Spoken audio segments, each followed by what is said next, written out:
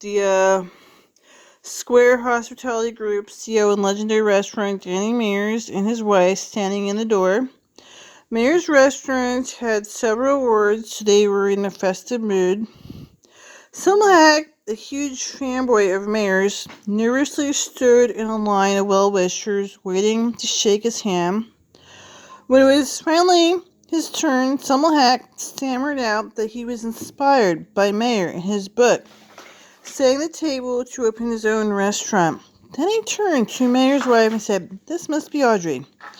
Meir looked at him, laughed silently, and then asked the name of his restaurant. AQ, Selma told him. The restaurant in Meir cut him off. "I know exactly who you are." Even ever the master of his domain, Meir had turned to Selma's wife. "This must be Robin." For the rest of the night, Selma was floating.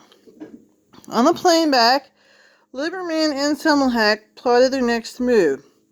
In under a year, they had managed to build a successful, profitable, nationally acclaimed restaurant. Things were looking up from there.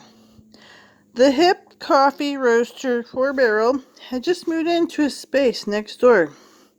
They were planning to open a cafe.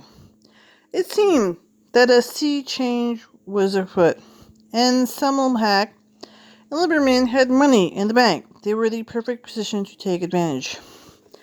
They'd open a more casual restaurant on this block, they said, something complement AQ. This time they do things differently, come up with a realistic budget, raise money properly, train the staff well, and plan it all carefully. First was hard. This one could be easy. There was energy they couldn't quite explain. Everything was changing so quickly. It felt like a revolution. The United States of America is no stranger to revolution. For the better part of 400 years, it stubbornly refused to stand still. Perhaps more than any other nation in history is constantly a state of reinvention. And no way is it true when it comes out where and how we eat. But for the last 12 years, change has accelerated, reaching previously unseen speeds as incredibly and perhaps the golden age of American dining. And it may already be over. We spent the past decade covering the national restaurant scene, as I have. This ridiculously grandiose statement may not come as a surprise. Those of us immersed in this world. It's been clear for some time bull market was raging. So my dad also had a restaurant. He had the same concept to charge nice price to keep it nice, right? For people who valued what they were doing. He won an award. This guy got award and accolades, all kinds of money, right? My dad had the same concept, right? But what happened was my dad had the same idea to have a nice place, right? But what happened was people came over, attacked me a lot, the army.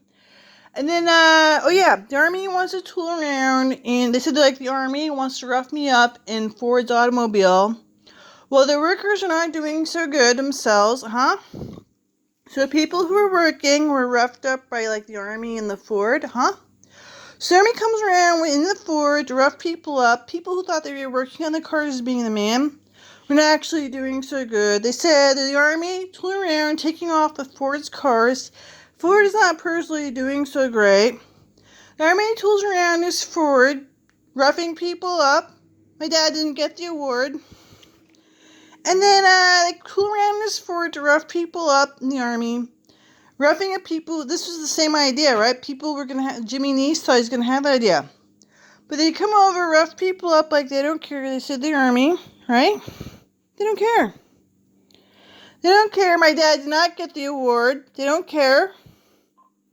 So I sold the restaurant because he didn't get these awards and accolades. He wasn't at this Oscars because the army comes over to sit there, act like this to me. And I know what? I'm sick and tired of hearing this crap. He tried. No one cares. I'm not putting up with this.